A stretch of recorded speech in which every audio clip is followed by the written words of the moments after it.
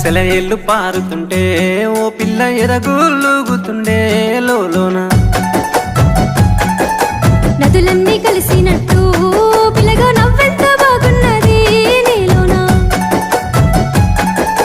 గాజుల సప్పులు గలుగల్లు మోగంగా గజ్జెల పట్టీలు గంటేసి ఆడంగా వరిగడ్డి మోపు ఎత్తి ఓ పిల్ల వయ్యారి నడుము పవే ఈ వేళ సిగ్గు సింగ